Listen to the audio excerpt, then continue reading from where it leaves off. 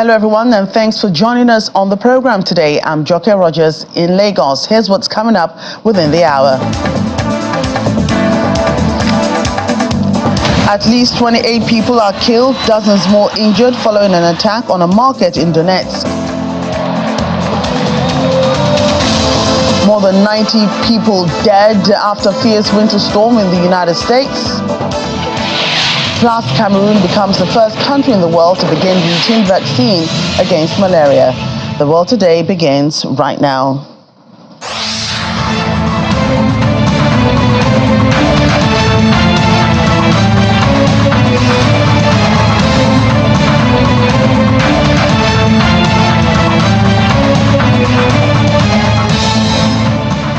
I want to welcome our viewers here in Nigeria and around the world. We begin with developments from the Russia-Ukraine war and learning that at least 28 people have been killed and at least 30 more, including 2 children, injured near a market in the Russian-controlled city of Donetsk in eastern Ukraine.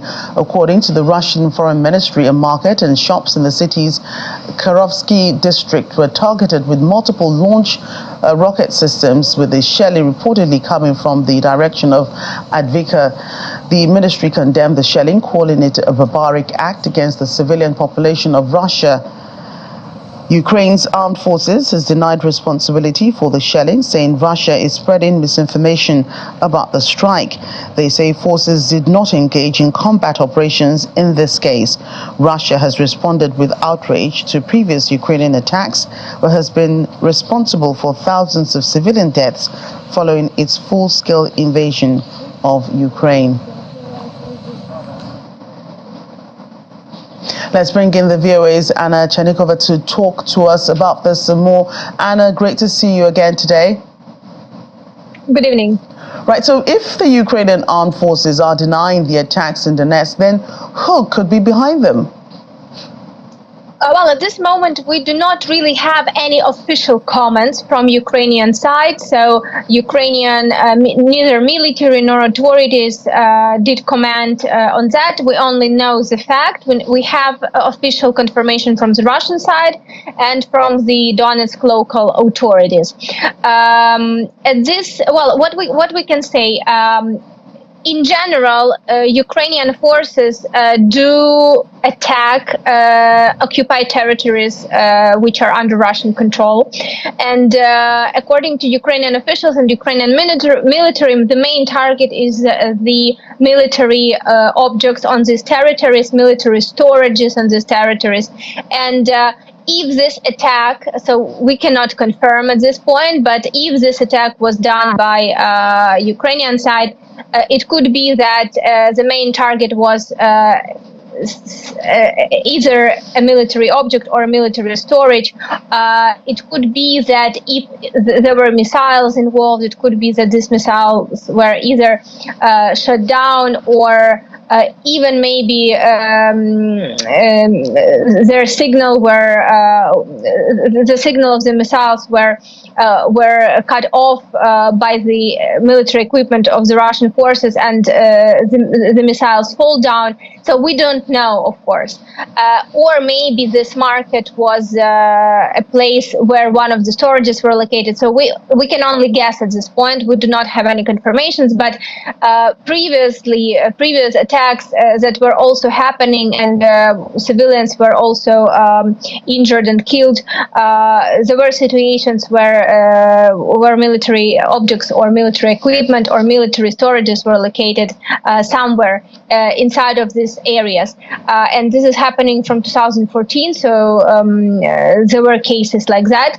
So at this point, we just cannot confirm anything like anything from either Ukrainian or international sources. Right, and are there Ukrainian forces in Donetsk? I mean, the region is now under Russian rule. Donetsk region is quite a huge territory, and not all of the territory of the Donetsk region is under Russian control and under occupation. Part of the territory is still under Ukrainian control. For instance, the city of Konstantinivka, which is probably the last point of the Donetsk region which remains under Ukrainian control. It is located, the last in terms of the geographical location, so it's also Sloviansk and Kramatorsk, which are the cities are also around Konstantinivka, and the city of Konstantinivka was under Russian attack over the weekend, also with residential areas targeting and school. As the heat in the school were reported as well. People injured too. Basically, attacks and explosions and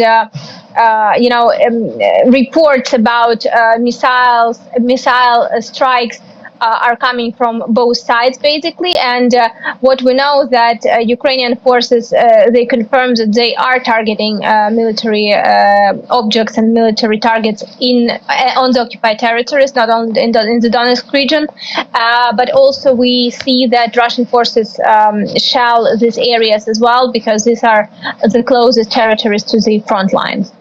Right, and how often, are there attacks like this where Russia blames Ukraine and then the Ukrainians deny any responsibility? Well, quite often now, not particularly the city of Donetsk. However, in the city of Donetsk also this happens time to time. But in general, the occupied territories, as Ukrainian military confirmed, is a legitimate target. The military areas, the military equipment, military personnel, which is Russian military personnel, which is located on these territories, are definitely the targets for Ukrainian forces. So basically, this is happening quite often, and especially in this past weeks, we can see that both Russian territory is under attacks, as well as Russian controlled territories on the territory of Ukraine are under attack. And I imagine that both sides, are investigating this particular attacks. One is accusing the other, and the other side is denying it. But in the meantime, has there been any more shelling on either side today? Yeah, for sure, and we will be definitely waiting for more information coming either from Ukrainian authorities or from maybe international also sources, satellite images or whatever. So it's definitely an open case, and we will be waiting for more updates to understand what really happened in Donetsk. Meanwhile, Ukrainian controlled territory is under quite heavy attacks.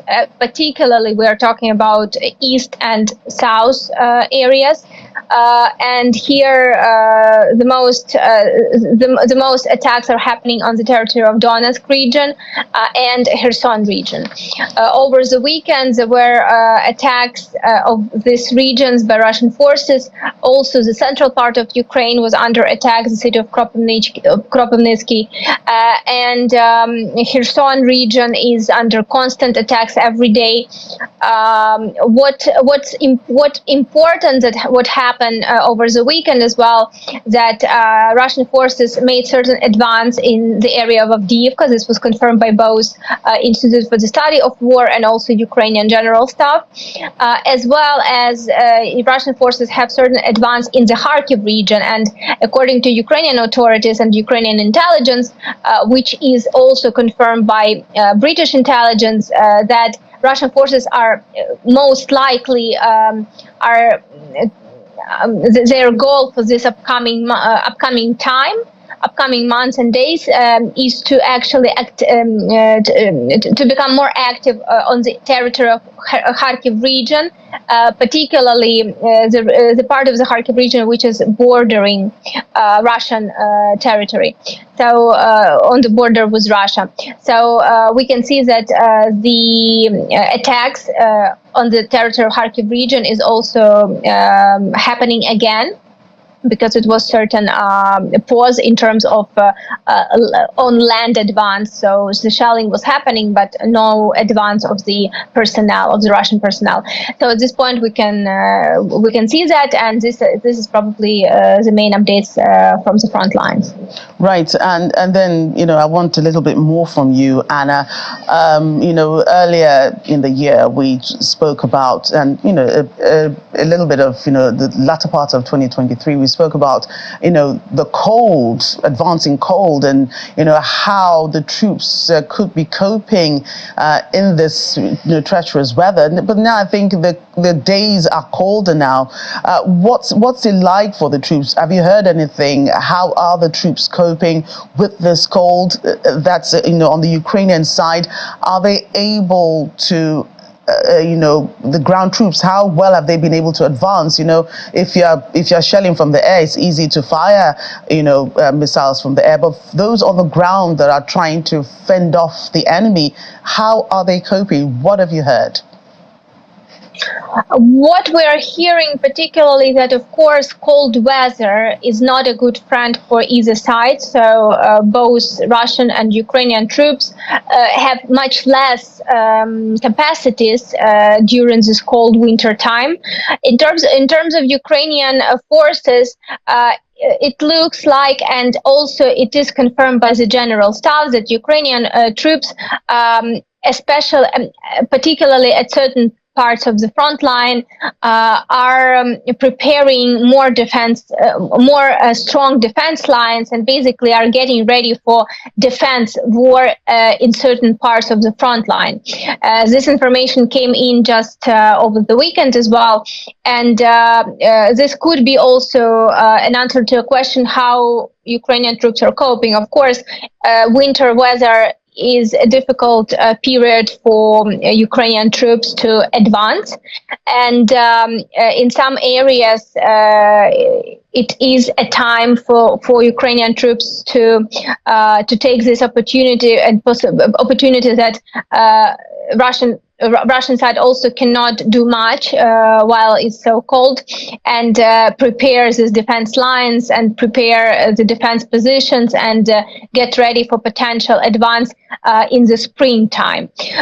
So in terms of equipment, in terms of ammunition, well, it looks like in general the situation is fine, because of course Ukraine gets aid from the partners, aid from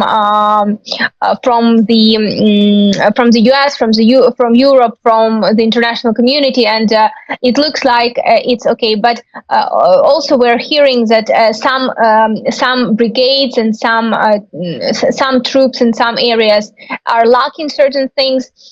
But again, in general, it looks like the situation is fine, and of course, Ukrainian military is quite ready for such conditions, because, well, they have a lot of experience of living and fighting in such conditions. Right, it's one thing for the troops to be able to cope on either side, Russia and of course Ukraine, because they've trained, they've been training for a while. Some of them do get that kind of training, but people, the civilians affected, do not train to be in war during cold weather, and they do not train to have people injured during a war during cold weather. So how are the people coping with this situation? Hospitals are overwhelmed. People are dying every day. People are getting injured every day, especially the vulnerable old people, women and children. So how are families coping? How are the hospitals coping? In terms of hospitals, it's quite so the logistics for which allows people, either civilians or military, to get transferred from these areas close to the front line to more safe areas like Dnipropetrovsk region, for example, is one of the main direction for people to be evacuated in the hospitals, and then they can go further to Kyiv or even to the west part of the country. So it depends, and this logistics works quite well. It looks like that it's already kind of So it's already a situation that that Ukrainians got used to. But of course, if we're talking about areas, for instance, which are close to the front line, or those that have been occupied and liberated, but mostly destroyed, the situation is tough. So if we're talking about Donetsk and Kharkiv regions, the main medical assistance would be in certain part of Donetsk region, such areas as Slaviansk and Kramatorsk, which are more or less stable in terms of Ukrainian control. And then further, the logistics will go to Kharkiv or Dnipro. So basically, these areas, if we are just looking in general, Russian forces have already damaged a lot of medical institutions, so it is an issue. That's why mostly these people are getting medical assistance in the close areas and big cities. This is probably probably how it works. And in terms of civilians, well, it is difficult, but again, a lot of people have already evacuated, especially for winter period. Those who stayed, well, they either use these evacuation opportunities when it's needed and when it's no other option, or unfortunately they just suffer their territories, and destiny of these people is very different. Right, Anna, thanks again, and please do keep safe. Thank you.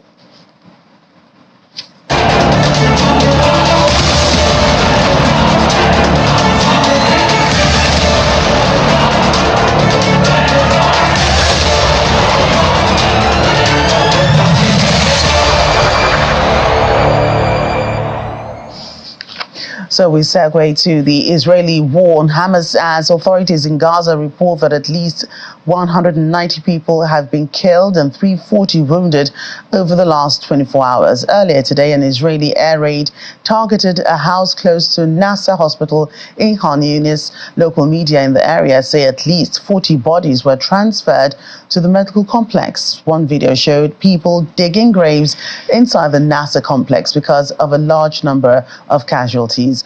The Gaza Health Ministry said in a statement that Israeli forces were committing horrific crimes west of Khan Yunis. Meanwhile, the Israeli Prime Minister Benjamin Netanyahu says there has been no real proposal by Hamas for a truce or prisoner swap. It comes as calls grow for his resignation, a ceasefire, and for kidnapped hostages to be returned home.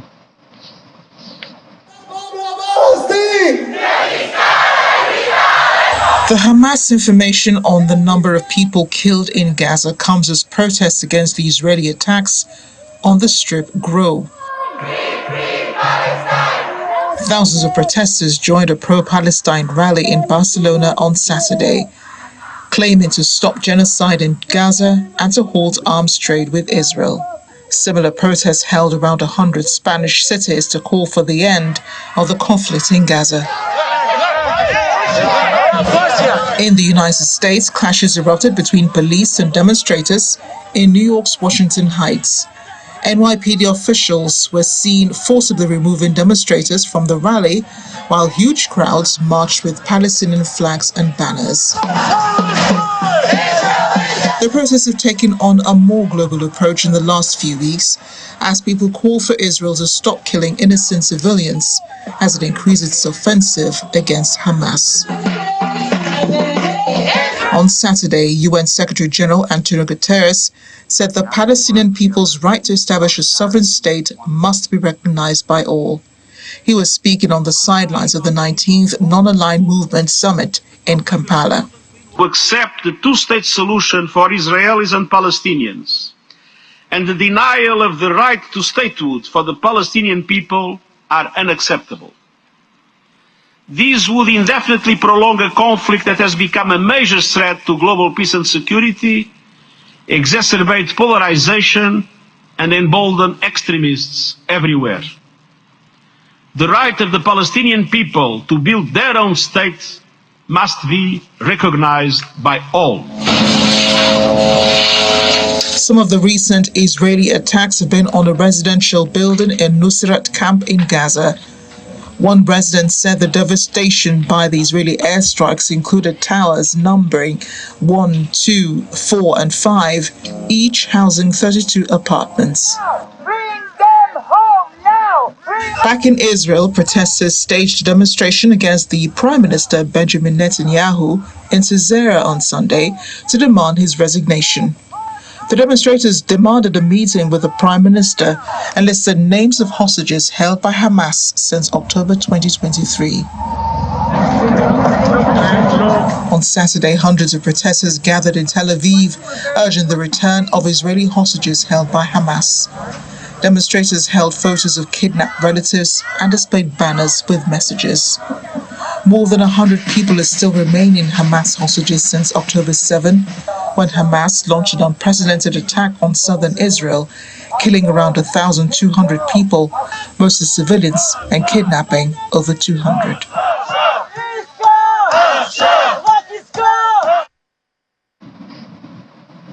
Well, staying with the conflict in Gaza, the EU's foreign policy chief, Mr. Josep Borrell, is in Brussels today attending the EU Foreign Affairs Council. Just before he went in, he said he was happy to have invited all the parties engaged in the conflicts in the Middle East and to have discussions with these countries.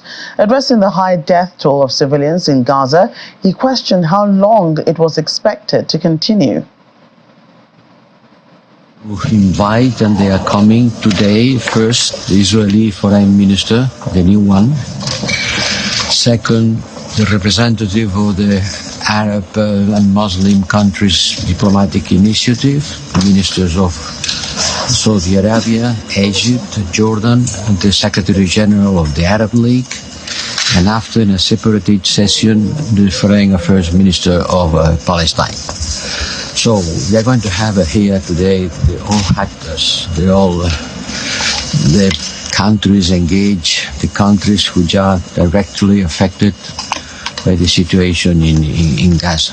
Every day there is a high toll of civilian people being killed. Many ministers have said that there are too many. Well, the question is, how many is too many? Too many, what does it mean too many? Well, too many is 25,000 people. For how long this is going to continue?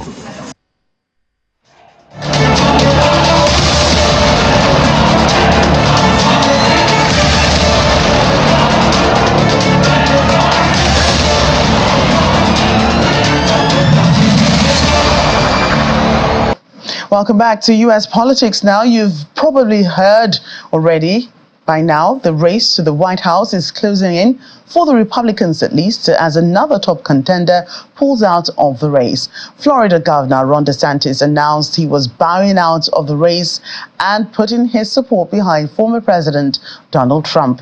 He says he had no clear path to victory. Mr. DeSantis came a distant second in the Iowa Republican presidential caucuses. He and former U.S. Ambassador to the UN, Nikki Haley, were the two remaining candidates for the Republican nomination in the November 2024 election. Launched this campaign to bring accountability to government, regain sovereignty at our border, and restore sanity to our society. We cannot succeed as a country if we allow our nation to be invaded, our currency to be debased, our cities to crumble, and our kids to be indoctrinated. The DC elites who facilitated this mess do not care about you, and they do not work for you. They work for themselves. They seek to accumulate power at your expense to pursue an agenda that is harmful to the American people. Citizens do not serve politicians. It is the duty of politicians to serve you. Talk is cheap. Actions speak louder than words. Reversing the decline of this nation requires leadership that delivers big results for the people we are elected to serve. I have a record of leading with conviction, championing an agenda marked by bold colors, delivering on my promises, and defeating the people who are responsible for our nation's decline. That is the type of leadership we need for all of America. Now, over the past many months, Casey and I have traveled across the country to deliver a message of hope, that decline is a choice, and that we can, in fact, succeed again as a nation. Nobody worked harder, and we left it all out on the field. Now, following our second place finish in Iowa, we've prayed and deliberated on the way forward. If there was anything I could do to produce a favorable outcome, more campaign stops, more interviews, I would do it. But I can't ask our supporters to volunteer their time and donate their resources if we don't have a clear path to victory. Accordingly, I am today suspending my campaign. I'm proud to have delivered on 100% of my promises, and I will not stop now. It's clear to me that a majority of Republican primary voters want to give Donald Trump another chance. They watch his presidency get stymied by relentless resistance, and they see Democrats using lawfare this day to attack him. Well, I've had disagreements with Donald Trump, such as on the coronavirus pandemic and his elevation of Anthony Fauci. Trump is superior to the current incumbent, Joe Biden. And as you can imagine, the former U.S. President Donald Trump was very pleased about Mr. DeSantis dropping out of the race. He congratulated him, calling DeSantis a really terrific person for having run a great campaign for president. Before we begin, I'd like to take time to congratulate Ron DeSantis and, of course, a really terrific person who I've gotten to know, his wife Casey, for having run a great campaign for president. He did. He ran a really good campaign. I will tell you, it's not easy. They think it's easy doing this stuff, right? It's not easy. But as you know, he left the campaign trail today at 3 p.m. and in so doing, he was very gracious and he endorsed me. So I appreciate it. As soon as I lift my hand from the Bible as your 47th president, I will seal the border, shut down the invasion of millions and millions of people coming into our country, and we will start an energy revolution. We have more than anybody else. We are one movement, one people, one family, and one glorious nation under God. And together we will make America powerful again. We will make America wealthy again. We will make America strong again. We will make America proud again. We will make America safe again. And we will make America great again. Well, let's bring in geopolitical analyst and U.S. political commentator Edward Okba. He joins us from Dallas, Texas. Great to see you, Edward, and thank you for joining us on the program. Thank you for having me. It's a great day. Yes. No doubt. I saw this day coming. It's just a reminder of what happened in 2016 when there were 16 of them. You know, some of them called Trump all kinds of names, and he was the last man standing, and he got elected. So this time around, there were fewer than 16, but again, he's going to be the last man standing. Right. I'm sure you, as you imagine, even those who probably wouldn't have voted in Donald Trump would have missed, the way he speaks, the way he delivers his speeches. You just got to smile and say, Trump is at it again. So you're a member of the Republican Party. Are Republicans happy with DeSantis pulling out of the race, even though he's backing Donald Trump? I mean, Republican and Republican. Is this a welcome development within the party? Of course. I mean, who else are they going to endorse? Are they going to endorse Nikki Haley? I welcome her enthusiasm and excitement about what she thinks she's going to do. But she can't survive. I mean, if she becomes the GOP nominee, it's just going to be a cakewalk by Biden to the White House second time. So, Nikki's going to fizzle because she cannot sizzle. Again, the Republicans are watching, and tomorrow we'll see how New Hampshire primary result is going to be. If Trump wins New Hampshire, and we think he's going to win, it will make more sense for Nikki Haley to graciously bow. If not, she's going to get crushed, because the next stop is going to be South Carolina. The state she used to be the governor, she's not getting any support there. Even Tim Scott, that she appointed as senator before Tim won a term for himself, is not endorsing Nikki. And the governor, who was a lieutenant to her, when, it's not endorsing her. So, the signals are there, the handwriting's on the wall. But again, we welcome the two-person campaign, but it's a case of an elephant at the grass.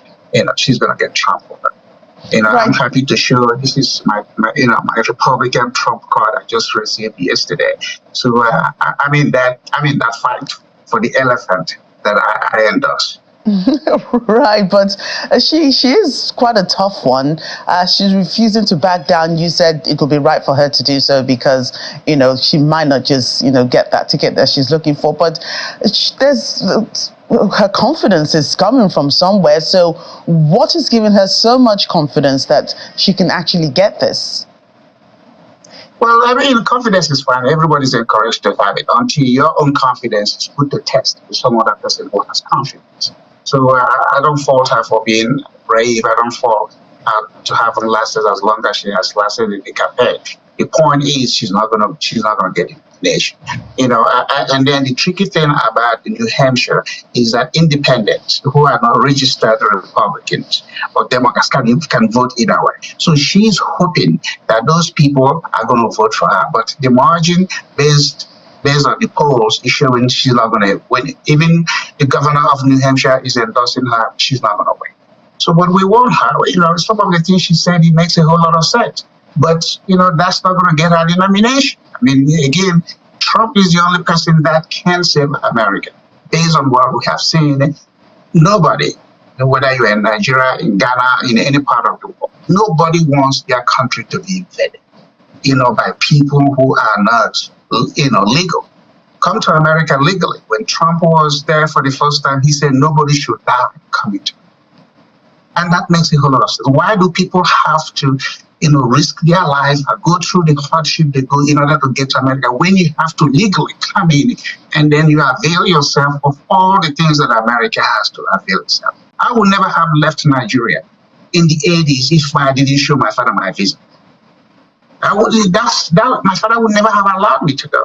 So we have to get to where we are respecting other people's immigration laws and don't have to violate. I think the integrity of every country is based on the respect both their citizens and those coming into their country has for that country. When those respect is watered down because the law is loose and lousy, then you become nobody. So we don't want to be nobody as America. We want to be a country that welcomes people. We want to be a country that encourages people. If for whatever reason you want to migrate because you want to, not because you are forced to. The nuisance of other countries should not be the burden of America. I'm just a subscriber to that. And Trump speaks that kind of language that appeals to me. But don't you think that some people, because of this stance of the former president, which he just said in that speech that, he's going to go back to the policy of, blocking thousands of people who want to come to America. Some do come in legally, as you said, some will take the back door, but people who have good intentions, will they not be caught up in that, little storm of if President Trump does get elected, that storm of trying to prevent people from coming in, and then some good people will not be allowed to come into America? Oh, no. Remember, there's a difference between legal immigration, legal and illegal one. And what we're fighting for is the illegal immigration. People who go through the processes, get their paper, get their visa, show up at the border, you come in. But you breaking in because somebody that's harming your country or there's starvation, that's not the burden of America. Every respectable leader of their country should make sure that their citizens are getting what gives them the opportunity to live, as opposed to forcing them to go somewhere else. Mexico or the people in South America, Central America, it's not America's responsibility. Everybody that is president of Mexico or other countries in that region is a native of that country. So you should be ashamed and heavily concerned if your own citizens are fleeing because of the policies of the leadership you have. It's not just to take the glamour of the office. You have to do something for your own country. Take the pride, just like your home. If you do your home right, your neighbors would like to come in, but you don't want them to jump the fence. Let them come to the front door. So the language of Trump, his antics, of course, is going to offend anybody. Nobody who has been an American president gets 100%. What we're looking at for people who are committed, who are determined to make sure that our home, which is United States of America, is not abused by people who just come because something is not going right in their own lives. Right, and this takes me back to the presidential race, and with what you've said about Nikki Haley, just encouraging her to just give it up because she might get crushed. So it seems that this race will be back to the original contenders between the present leader Joe Biden and the former president Donald Trump. It looks like deja vu scenario with all the Americans have been through with the war in Ukraine and the Israel-Hamas war. What kind of leader is America looking for and need at this time? Good question. Both of them are, Trump is 77, Biden is 81. I don't think there's no issue on age. My mother-in-law in Nigeria is 85 years old. I mean, she drives in Nigeria. I mean, for you to drive in Nigeria, you have to have, the strength and character. So I don't put weight on, when people say, Nikki Haley coming in and say she's 52. I mean, there are 52-year-old people that don't have nothing in their head. But my point is, yes, we're looking for the two people to now, get into a rematch, the two champions, let them struggle out.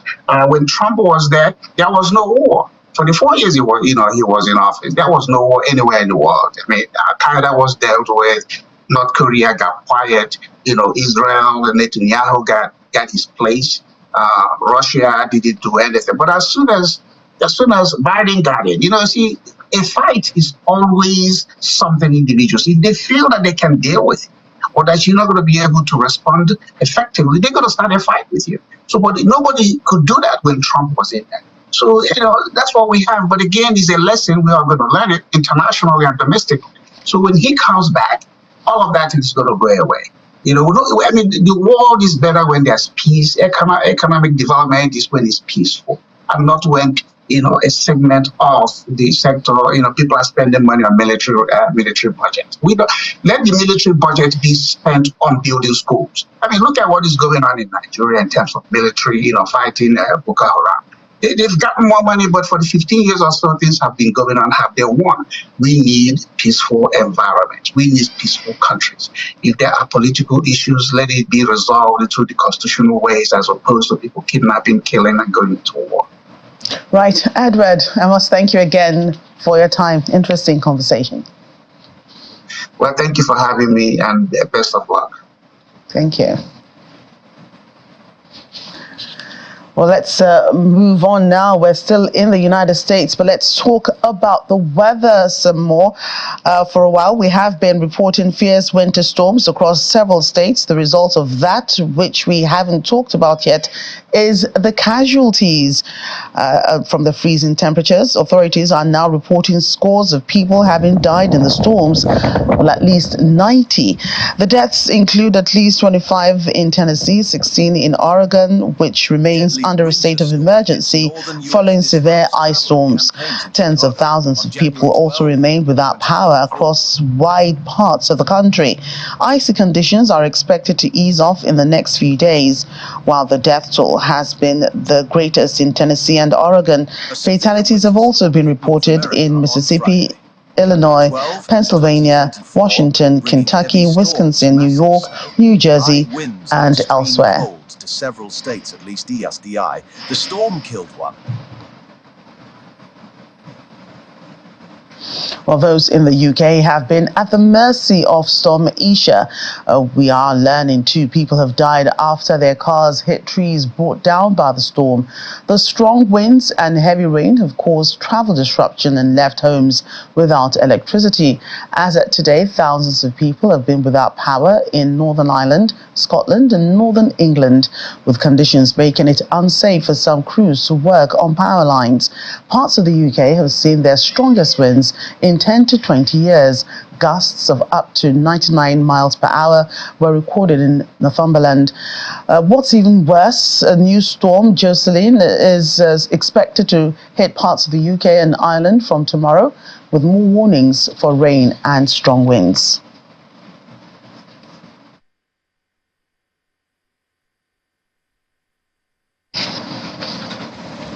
And more on the weather conditions, this time in China, where at least 8 people have died and dozens more are missing after a landslide struck the country's southwestern province of Yunnan. The slide, which happened in Jiaotong city, trapped 47 people. President Xi Jinping has ordered an all-out rescue in the area, which has been experiencing sub-zero temperatures. More than 500 people were evacuated from their homes and nearly 1,000 rescue workers were dispatched to the site. Chinese Vice Premier Zhang Guoding reportedly led a group to the site to guide rescue operations there.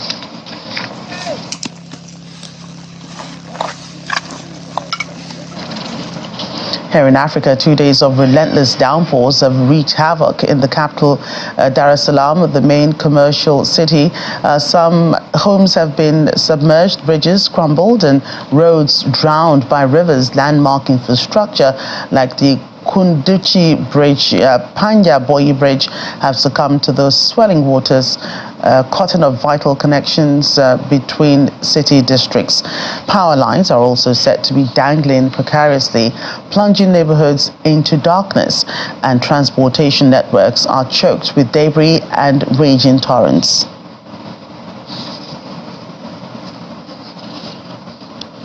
It's no better in the Republic of Congo, which has experienced the worst floods in 6 decades, leaving more than 350,000 people in need of urgent aid.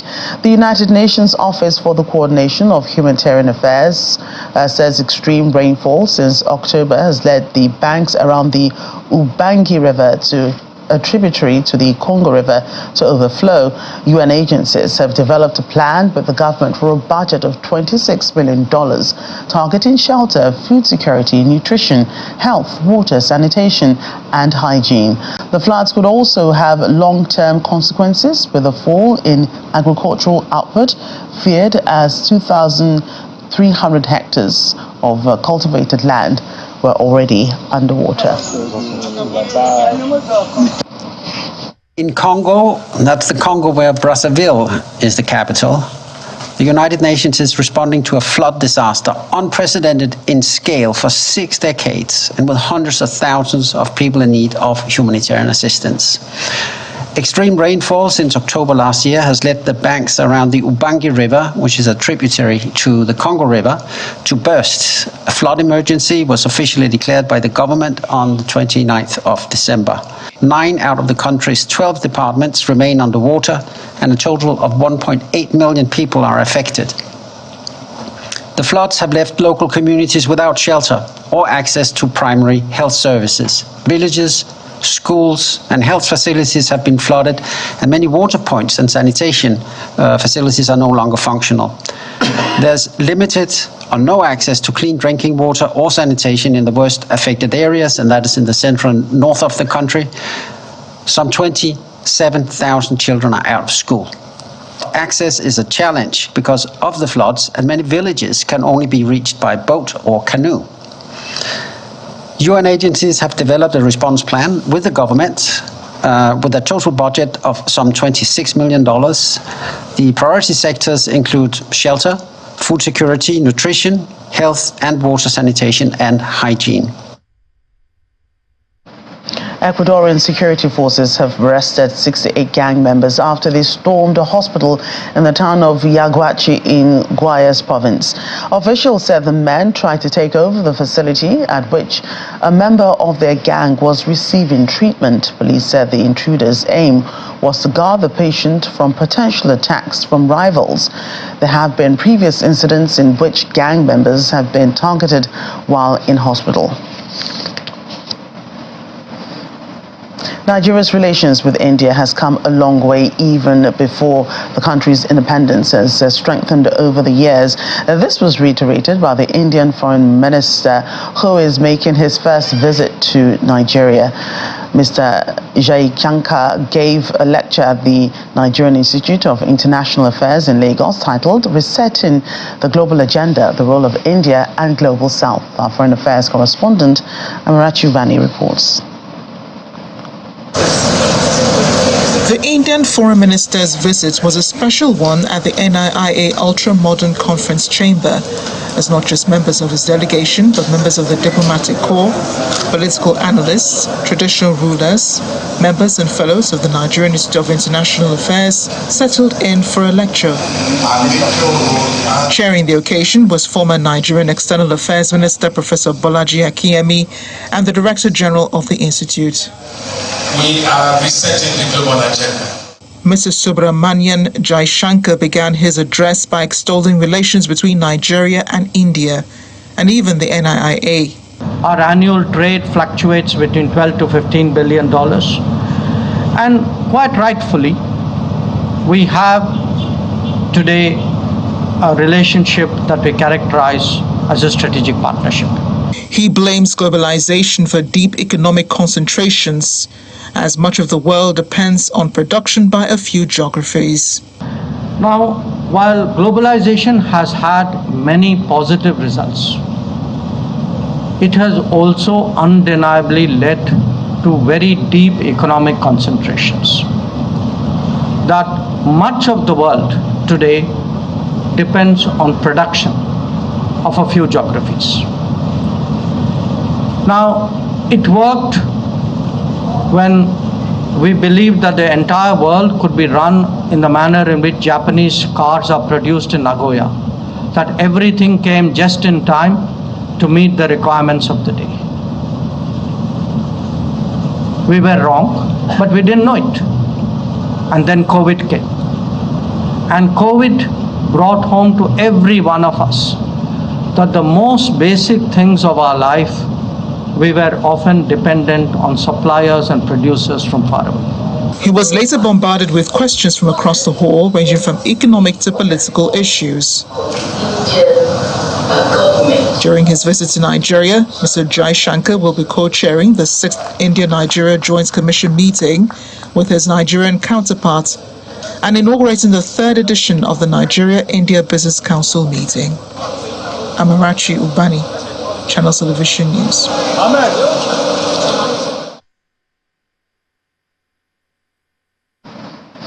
Well, let's get back to events concerning the U.S., but away from the weather. The U.S. Secretary of State Antony Blinken has met with the Cape Verde Prime Minister Ulysses Correa E. Silva as the top U.S. diplomat begins a four-nation tour in Africa.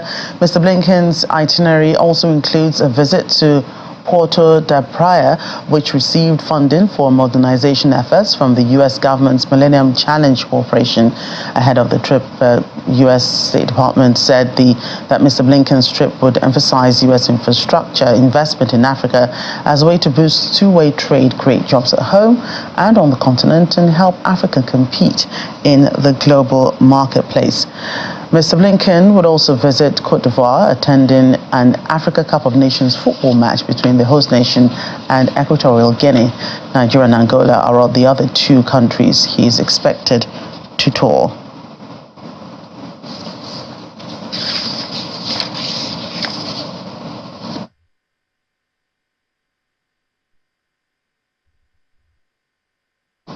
Now we're still on the continent, but to health matters, as Cameroon is rolling out the world's first routine vaccine program against malaria. This is in the global fight that's projected to save thousands of children's lives across Africa.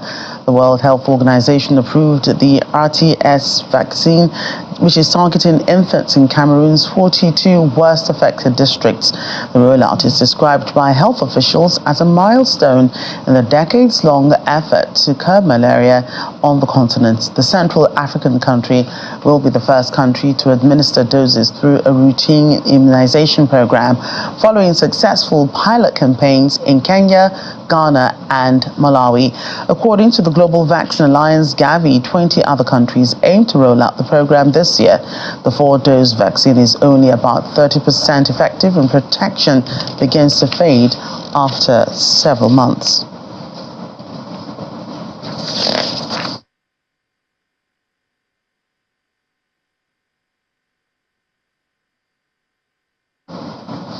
And finally, the Joya Glow in the Dark playground opened in Texas Farmers Branch on Saturday.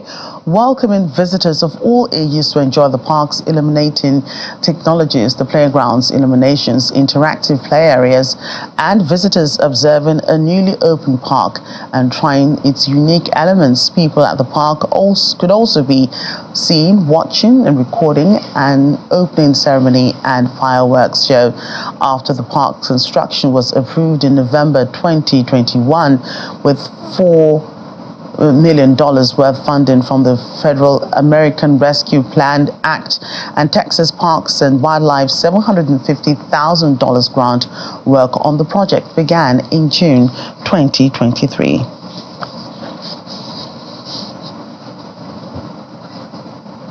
Well, that's it on the program today. Thank you for watching. I'm Joker Rogers. Bye for now.